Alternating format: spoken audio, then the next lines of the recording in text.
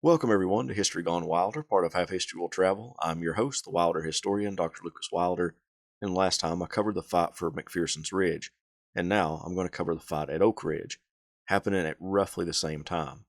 If you like what I do, please consider subscribing to the channel if you haven't done so already, join the Patreon page, and purchase something from one of my online stores.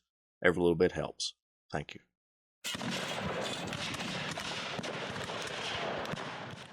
As the troops of Lieutenant General A.P. Hill fought for control of Herbst Woods, McPherson's Ridge, and Seminary Ridge, Lieutenant General Richard Ewell and his corps were at the north end of town, with Robert Rhodes' division sitting atop Oak Hill, preparing to attack the Federal troops at Oak Ridge. That location was defended by two brigades, Lysander Cutler's brigade of James Wadsworth's division and Henry Baxter's brigade of John Robinson's division. Cutler's brigade had tangled with Joseph Davis's brigade of Heath's division earlier and took up a position on Oak Ridge. Baxter's brigade would move to Cutler's right. Colonel Roy Stone's men had also been engaged with Davis and pulled back to the Chambersburg Pike. Four of Rhodes' brigades were ready for deployment. Brigadier General Stephen Ramser's brigade was still marching toward the battlefield. Additionally, Rhodes sent another brigade under George P. Doles further to the east.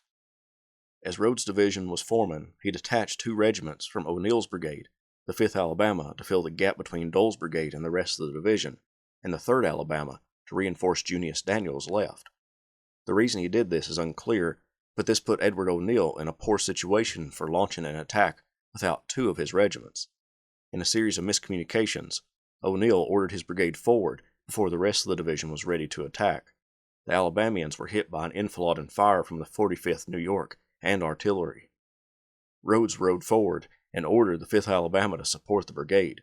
O'Neill's brigade lasted only 15 minutes against Baxter's brigade before they fell back to the cover of a fence row, where they fell to the ground, breathless from a hard fight and attempting to avoid rifle fire.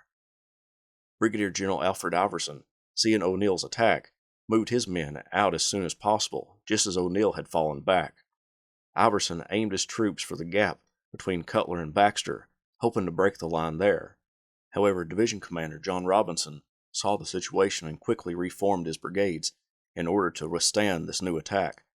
As the North Carolinians neared the Union line, the Southerners noticed as the troops bounded forward, not knowing certainly where the enemy was, for his whole line with every flag was concealed.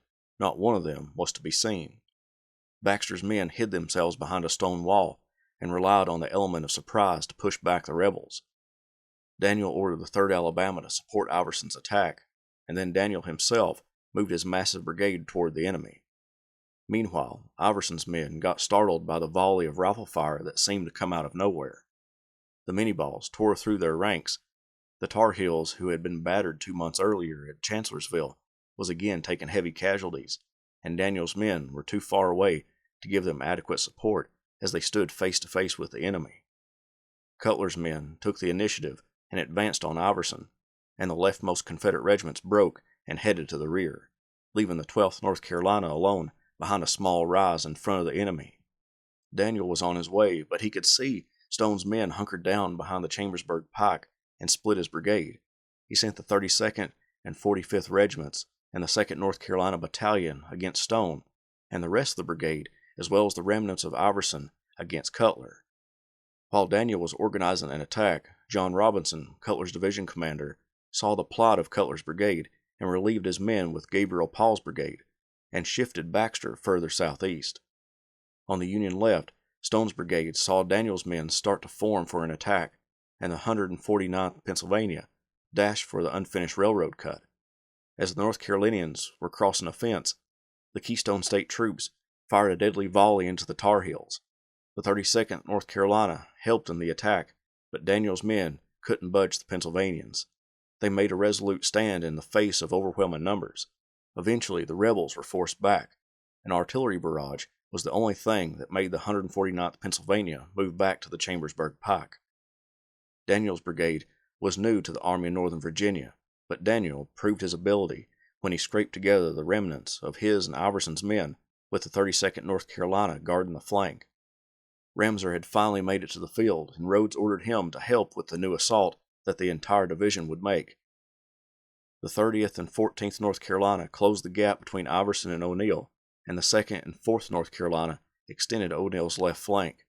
Whether the Union line could have withstood the assault that Rodes' division was about to launch will never be known for certain, because as Rodes readied his men, the Union troops in front of the seminary to the south were hit by Henry Heath and Dorsey Pender's divisions, and Baxter was ordered to help them.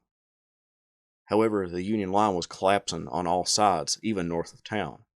Paul, getting word he needed to pull out, knew that his men couldn't escape without being harassed by Rodes' men, so he gave the duty of fighting a delay in action to the 16th Maine.